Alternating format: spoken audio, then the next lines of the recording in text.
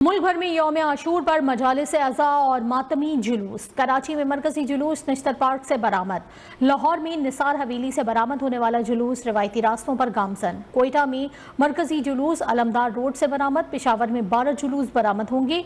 इस्लामाबाद में मरकजी जुलूस इमाम बारगाह कर्नल मकबूल से निकाला जाएगा।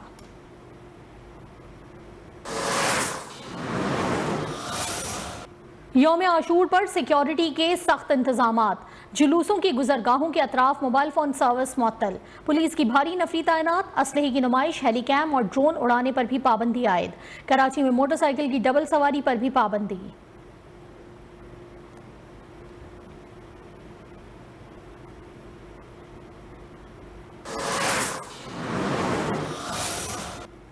वज़ीर आला सिंध मुराद अली शाह की कराची में यौम आशूर के मरकजी जुलूस में शिरकत।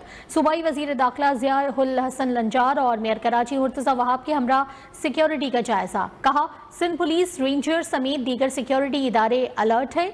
शहरियों की जान और माल का तहफ़्फ़ुज़ अव्वलीन तरजीह है।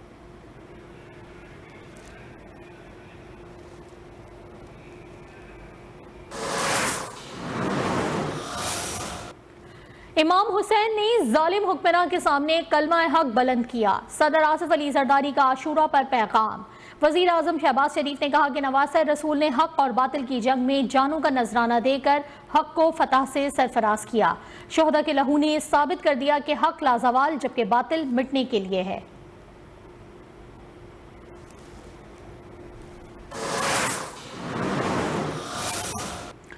लाहौर की इंसदाद दहशतगर्दी अदालत ने बानी PTI के 10 रोजा जिस्मानी रिमांड का फैसला जारी कर दिया। मुलजिम को 25 जुलाई को वीडियो लिंक के जरिए दोबारा पेश करने की हिदायत। कराची में शदीद हब्स, शहरी पसीने में शराबोर। महकमा मौसमियात की शहर में आज बारिश की पेश गोई। ठट्टा, सजावल, सांगड़, बदीन और थरपारकर में भी बारिश मुतवक्के।